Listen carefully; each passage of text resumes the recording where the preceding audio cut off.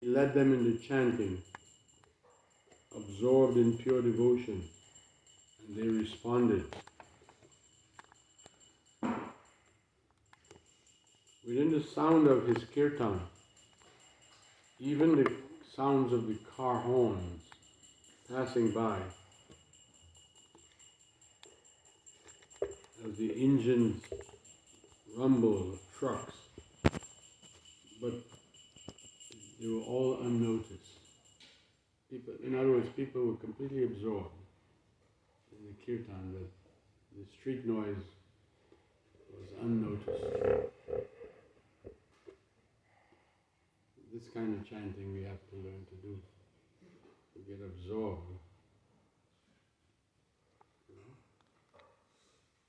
and not let other sounds, which will come, disturb us. Gathered under the dim electric light in a bare room, there was no furniture. This was something that, people who came for the first time used to notice and remark, he has no furniture. There are no chairs, nothing to sit on. You just sit on the floor. You get more people in that way. So, the Swami was not simply some 5-minute sample demonstration. For the moment, he was their leader, their guide in an unknown realm.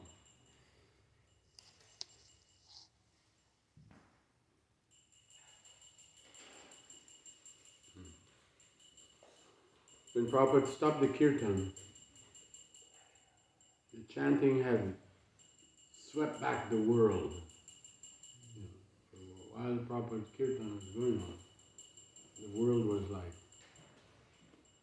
pushed aside.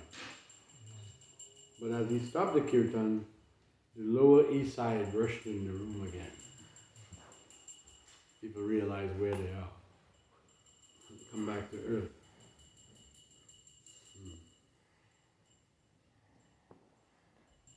It was now past 7:30 in the evening. Half an hour had passed. Prabhupada led his kirtan went on for half an hour.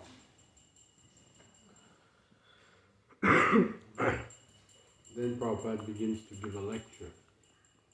He says, today we shall begin the 4th chapter, what Lord Krishna says to Arjuna. His lecture was very basic, and yet, for the restless youths, it seemed very philosophical. But Prabhupada has toned it down to speak simply. Look at the crowd. Some could take it, some couldn't. Some people got up and rudely put on their shoes at the front door and left. The kirtan was all right, but they didn't want to hear anybody talk. Even today it's like that for some people. I was once in Eugene, Oregon,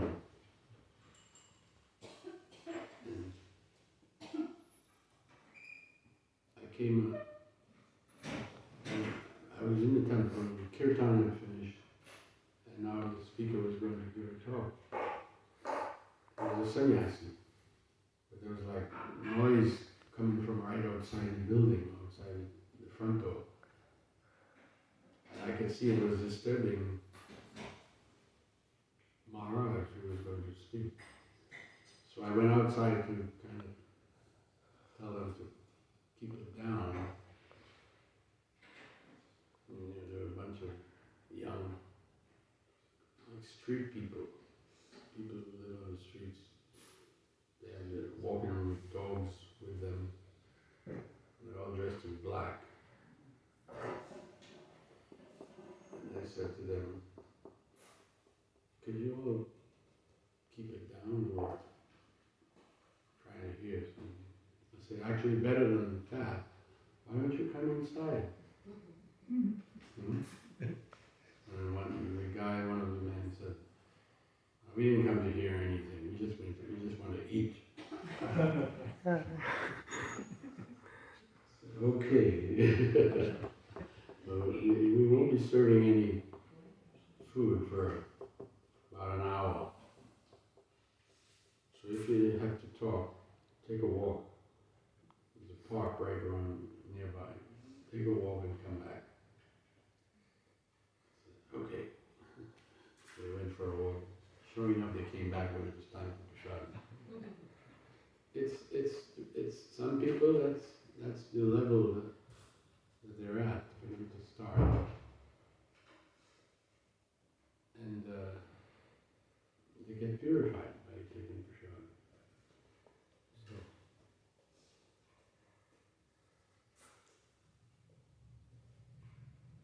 Some of the people left as soon as they saw that the singing was over. Still, this was Prabhupada's best group. This is what he had to work with.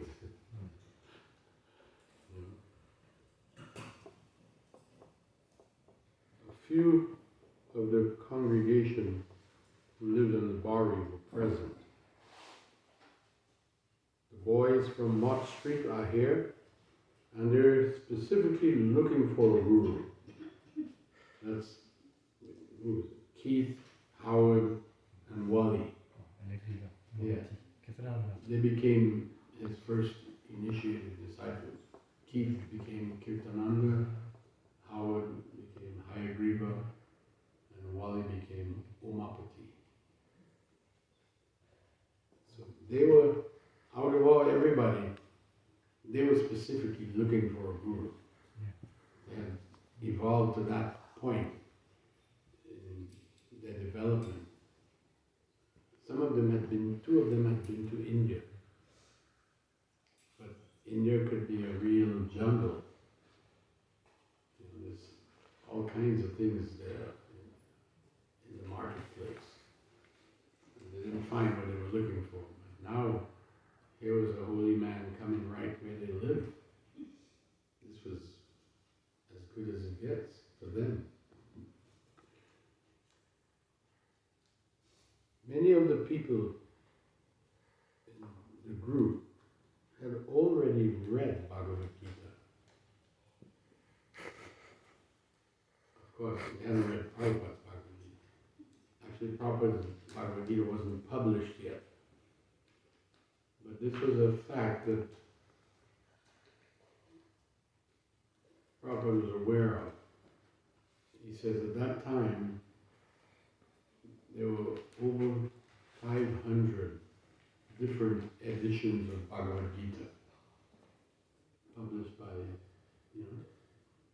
but he said most of them were useless,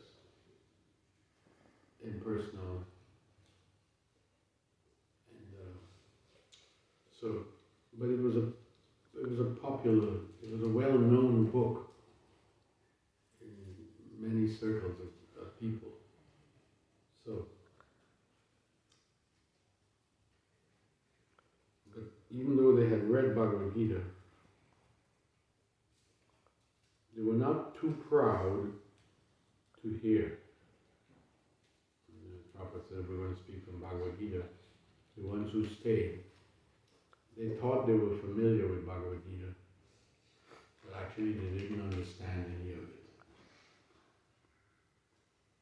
Anyway, it was another hot and noisy July evening. So it's summertime in New York. Children were on summer vacation and they would stay out on the streets until dark. Nearby, a big dog was barking. The traffic created constant rumbling. just outside, little girls are shrieking. And all this makes lecturing difficult. There's so much noise going on. Yet, despite the distraction of the children and the traffic and the dogs, Prabhupada wanted the door to be left open. Because it's right on the sidewalk that people walk. And the door is there. But he wanted the door open so that people passing might see it and get curious and come in. But leaving the door open meant all the other sounds were also coming in. Prabhupada said,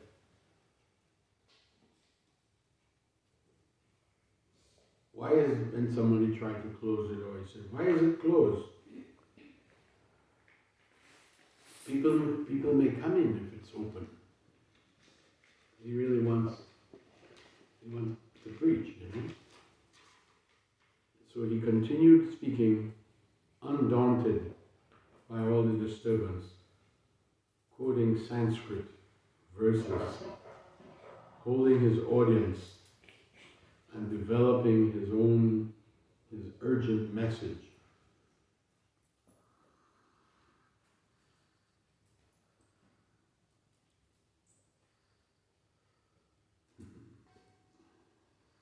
In the distance, a man was shouting from his window, "Get out of here! Get out of here!" They're not appreciating. There were shrieking little Spanish girls. Actually, he calls them little Spanish witches. Halloween. The girls, they were disturbing the whole block, shrieking. Papa looked at someone and he said, "Ask him not to make so much noise." So one of the boys who was coming regularly,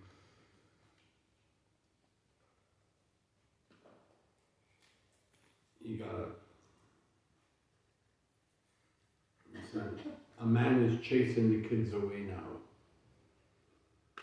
They're making too much noise." Prabhupada said, "Yes, these children are making a disturbance."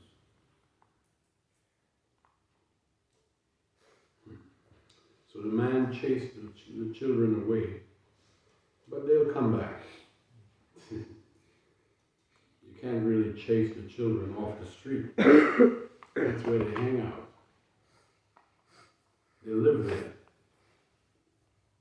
And the big dog, he never stops barking. What to do? And who can stop the cars? Traffic is going all the time. They're always there. Prabhupada uses the cars to give an example to people.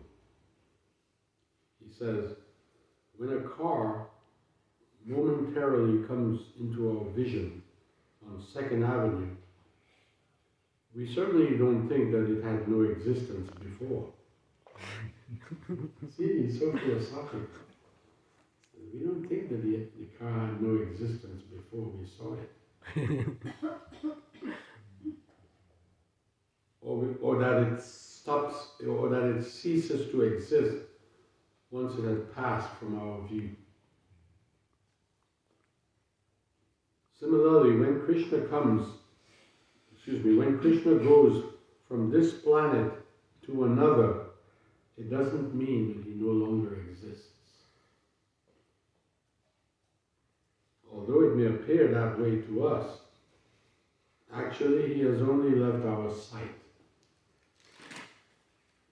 Krishna and his incarnations constantly appear and disappear on innumerable planets throughout the innumerable universes.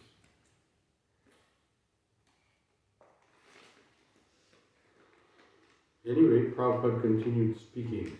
The door is open, and he's poised at the edge of a river,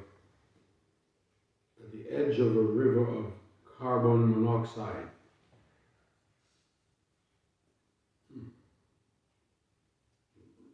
asphalt, rumbling tires, and constant waves of traffic. He has come a long way from the banks of the river Jamuna. So far away.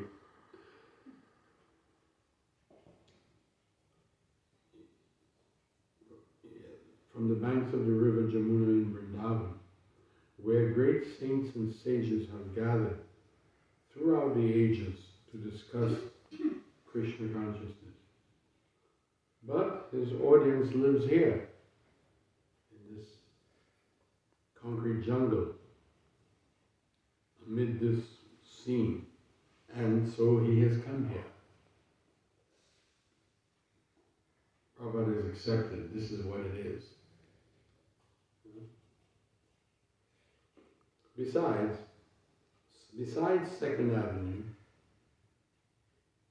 and the rushing river of traffic, he has to speak.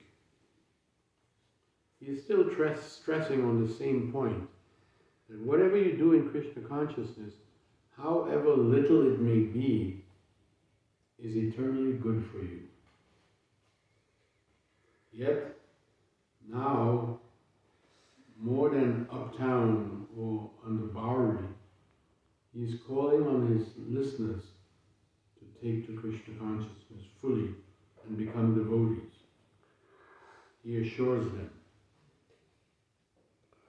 He said, anyone can become a devotee and a friend of Krishna like Arjuna. You will be surprised to know that Lord Chaitanya's principal disciples were all so-called fallen men in society. Probably talking about Rupa and Sanatana. Because they had been born in Brahmin families, we read this yesterday. But because they took up employment working for the Muslim ruler, they were ostracized from the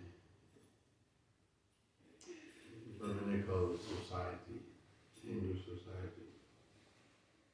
The Prabhupada is telling them, some of Lord Chaitanya's principal devotees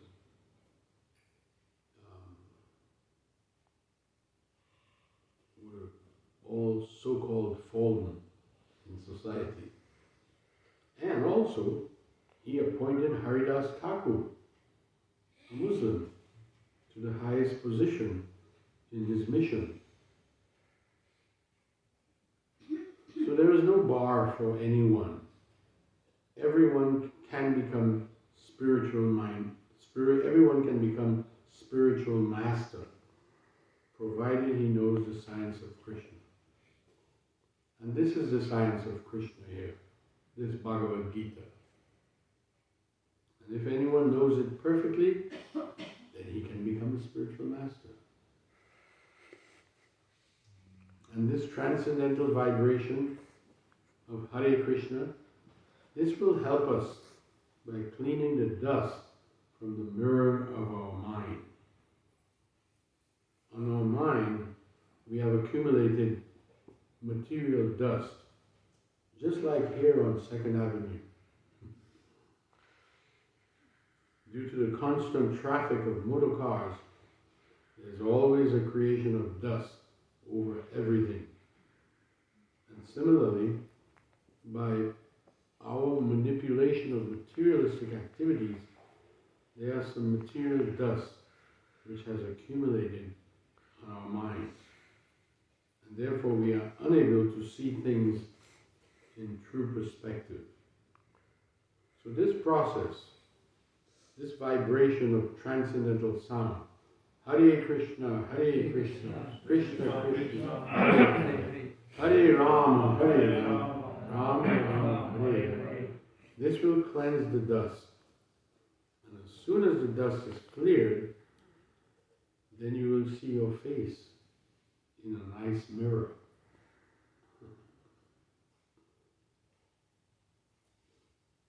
Similarly, you can see your real constitutional position as spirit soul.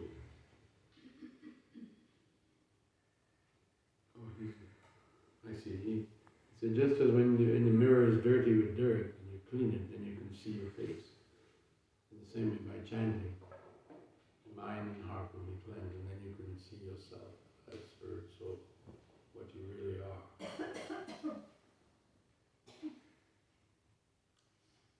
In the Sanskrit language, it is said, Bhava Mahadavagni Varpanam. Lord Chaitanya said this.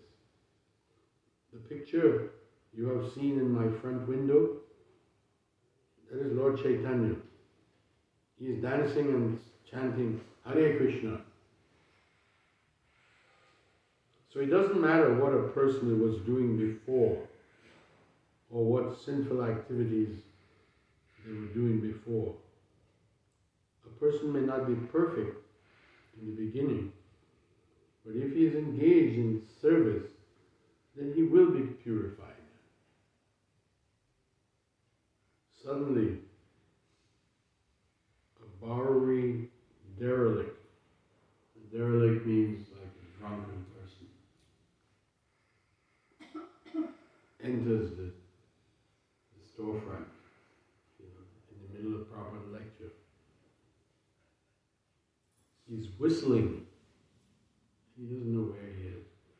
Whistling and drunkenly shouting. The audience all remain quiet. They don't know what to do.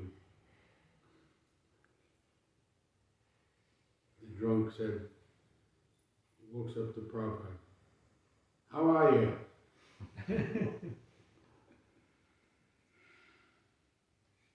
I'll be right back. The drunk is telling Prabhupada, I'll be right back. I bought something. Prabhupada said to him, don't disturb us. Sit down. We are talking seriously here. The guy is drunk.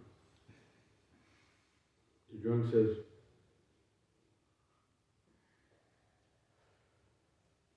I'll put it up there. All right? And I'll be back.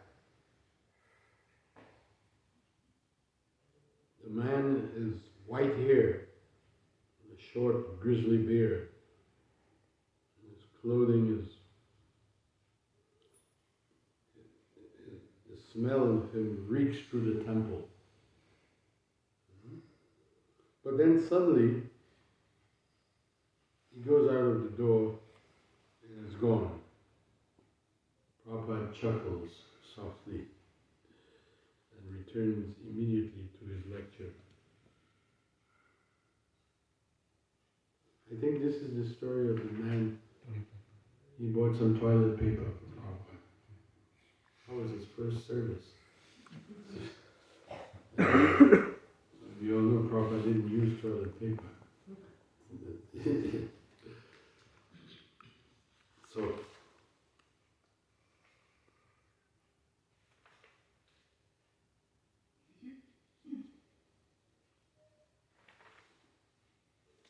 So it does, Prabhupada continues talking. So it doesn't matter what a person was doing before. If he engages in Krishna consciousness, chanting the Hare Krishna mantra, hearing Bhagavad Gita, it should be concluded that he is a saint. Yes, he is a saintly person. Bhagavad Gita says, Apichit Sudaracharu. Never mind if he may have some external immoral habits due to his past association. It doesn't matter. Some way or other, one should become Krishna conscious. And gradually, he will become saintly as he goes on executing this process of Krishna consciousness. Prabhupada, he says, there's a story. Now he's going to tell a story. There's a story about habit becomes second nature. There was once a thief, and he went on pilgrimage, with some friends. So at night, while the others were sleeping, because this man's habit, the thief, his habit was to steal at night. He was accustomed to doing this. They're going on pilgrimage, but he can't help it. So he got up in the middle of the night and he was taking someone's luggage.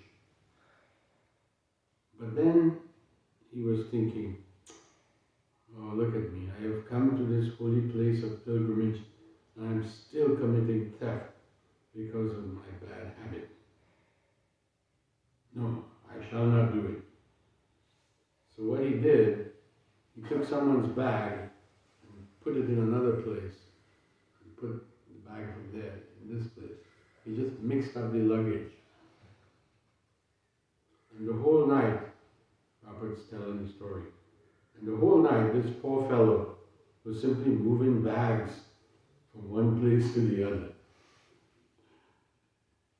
But due to his conscience, because he knew he was on a holy pilgrimage, he didn't take anything.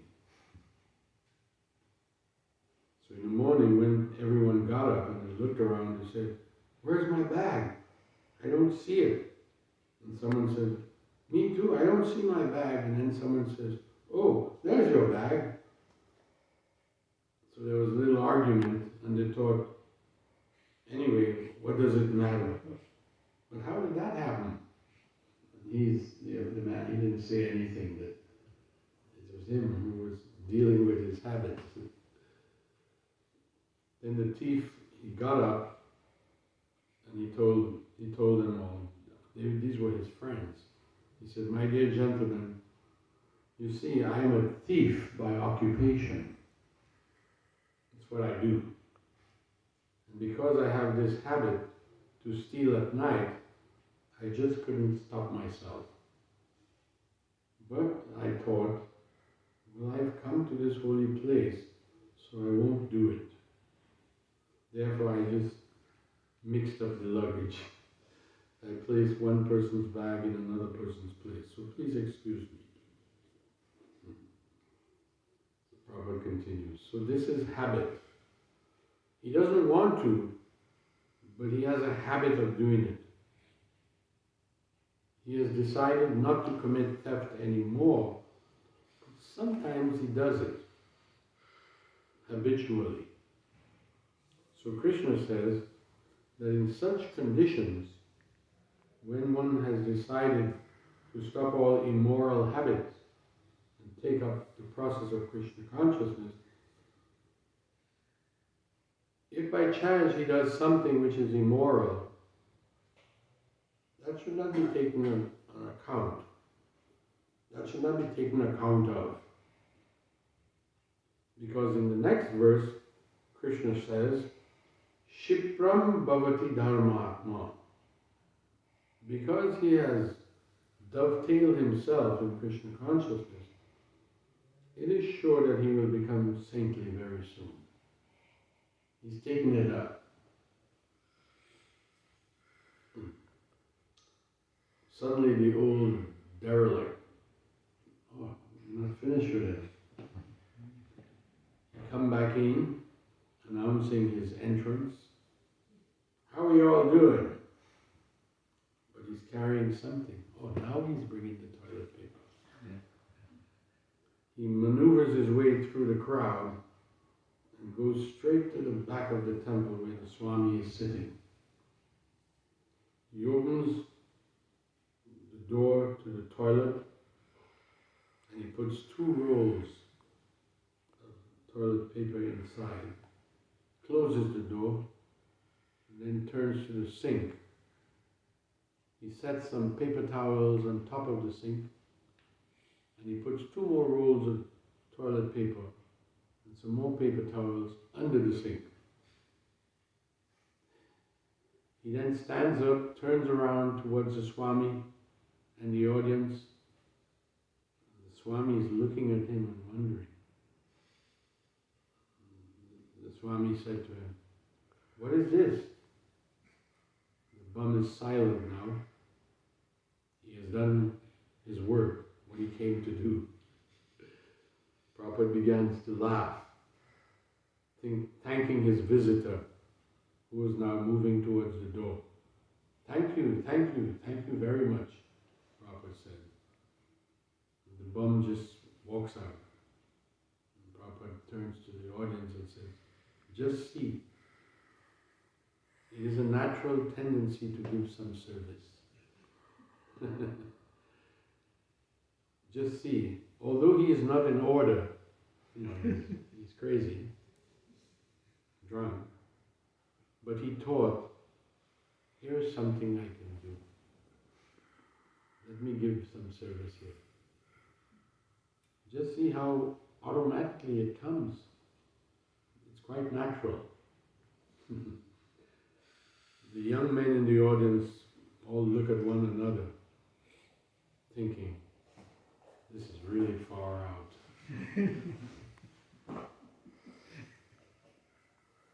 This expression, far out, this was something from the 60s and 70s in America. Young people, when they were speaking, they would always, if something wonderful happened, they would say, far out. So this bum walking in and bringing toilet paper, that was far out. So,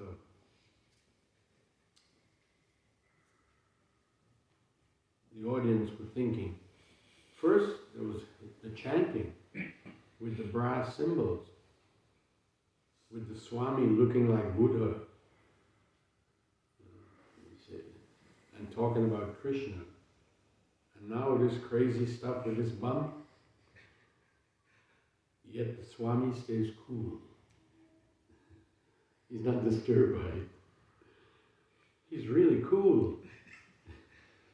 Just sitting on the floor,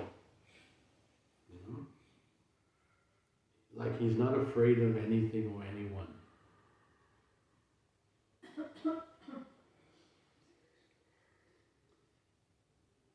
And just talking philosophy about the soul and about us becoming saints.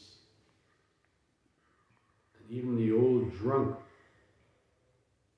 he speaks of him becoming a saint. After almost an hour, Prabhupada speaking, the dog is still barking and the kids are still shrieking.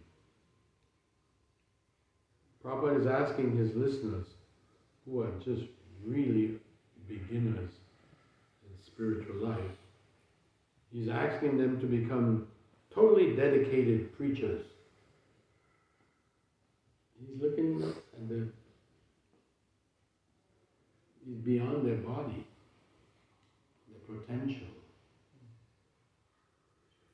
So he's telling them, take up Krishna consciousness and become dedicated preachers. He says, in the Bhagavad Gita you will find that anyone who preaches the gospel of Bhagavad Gita to people of the world is the most dear, the dearest person to Krishna. It's like giving them confidential knowledge about Bhagavad Gita. Therefore, it is our duty to preach the principles of Bhagavad Gita, to make people Krishna conscious. Prabhupada can't wait to tell them, even if they aren't ready, and they certainly wasn't ready. He thought, it's too urgent. The message is too urgent. The world needs Krishna conscious preachers. And that holds true today. For those of us, all of us who become devotees and take it up, we shouldn't think that our business is finished.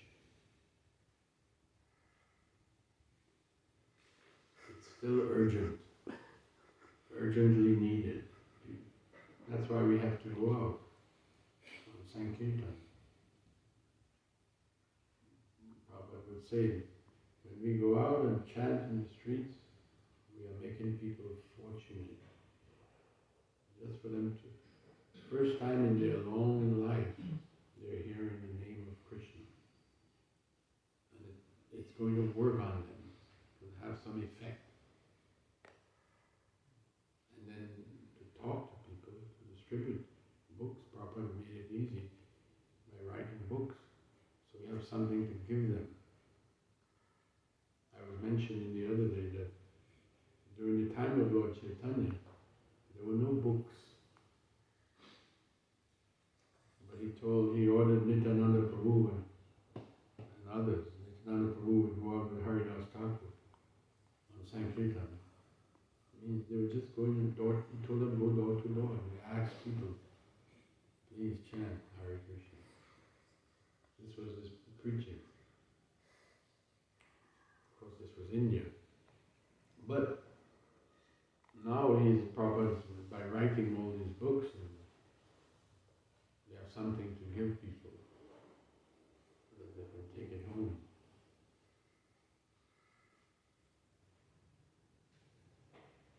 He says, people are suffering for want of Krishna consciousness. Therefore, each and every one of us should be engaged in the preaching work of Krishna consciousness for the benefit of the whole world. Lord Chaitanya, whose picture is in front of our store, has very nicely preached the philosophy of Krishna consciousness. He said, just take my orders, all of you, and become a spiritual master. Lord Chaitanya gives that order that in every country you go to, preach Krishna consciousness. So if we take this up, if we take up this missionary work to preach Bhagavad Gita as it is, without bad interpretation, without any material motives, then Krishna says, it shall be done. We should not have any attraction for worldly activities. Otherwise, we can't have Krishna. But it doesn't mean that we should be inimical to the people of the world. No.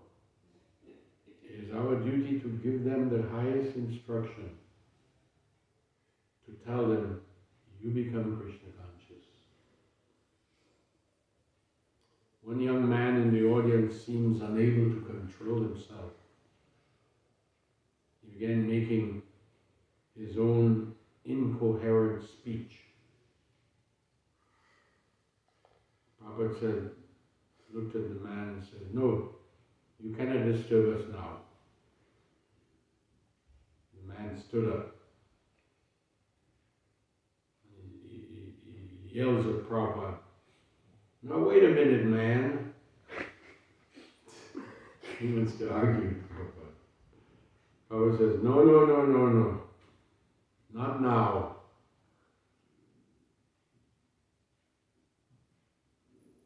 You cannot ask any questions now. The man said, well, I'm trying to talk, man. Prabhupada says, no. Now you cannot ask.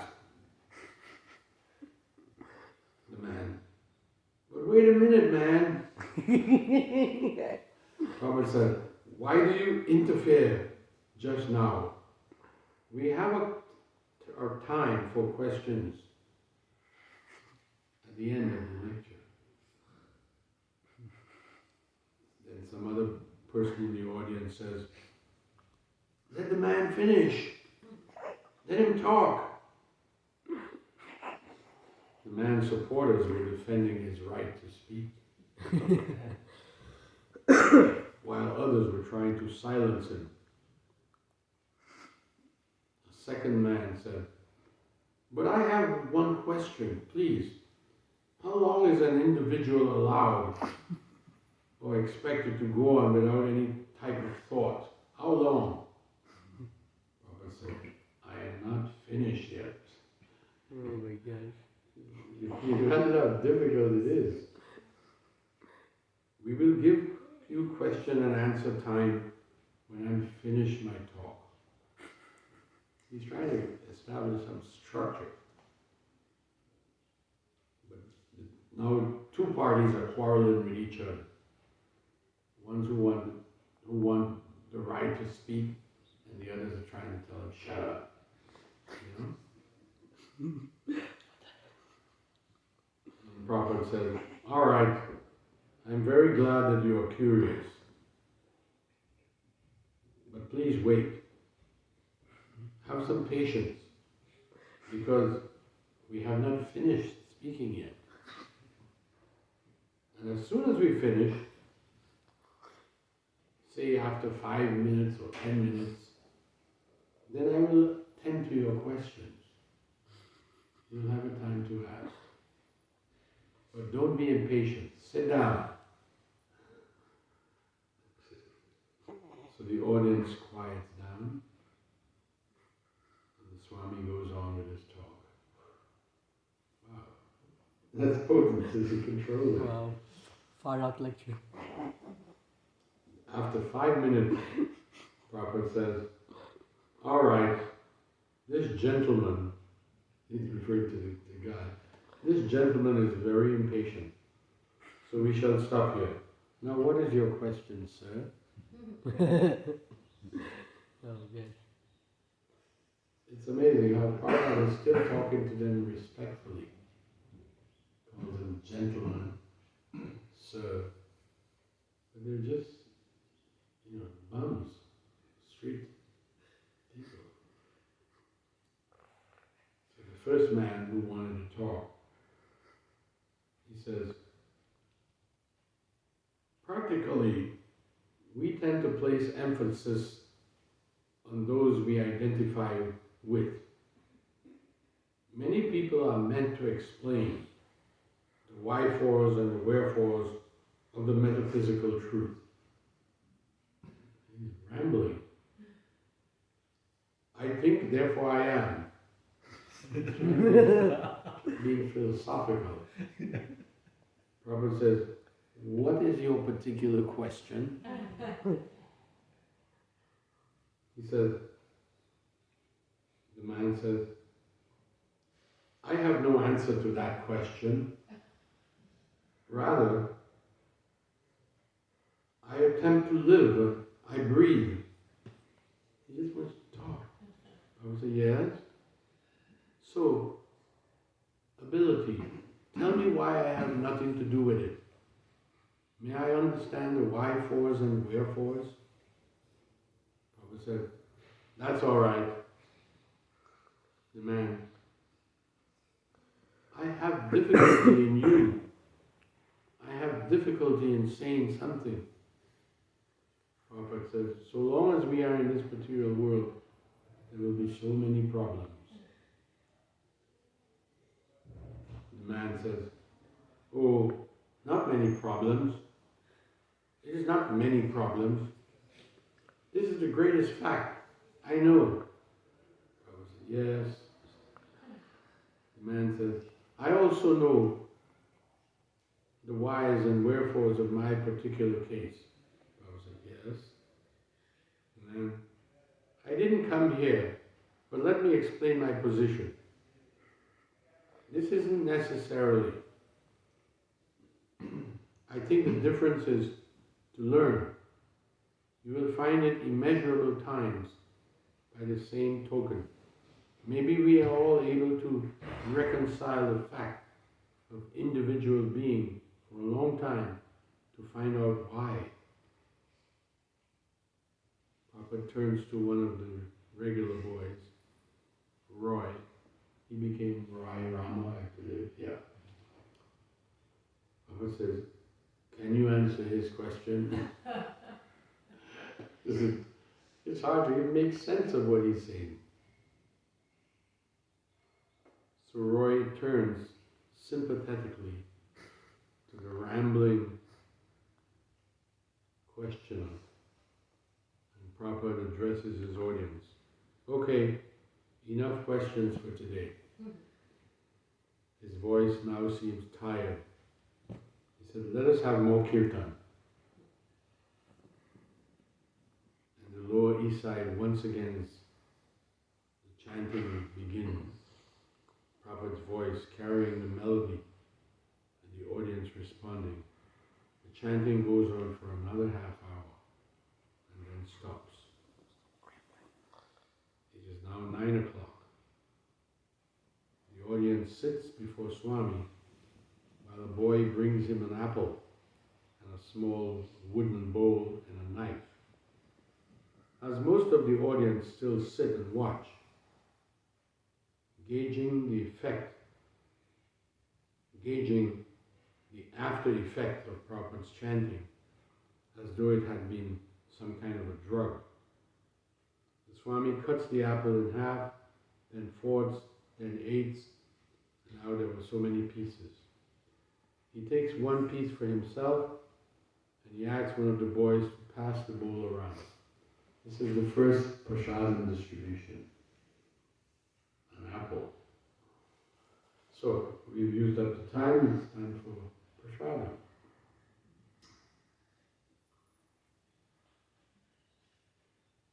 Now let's finish it. It says, the Swami holds his head and pops the slice of apple into his mouth without touching his fingers to his lips. He chews a bit with his mouth closed. The members of the congregation munch away silently on the little pieces of apple. Prabhupada stands, slips into his shoes, and exits through the side door.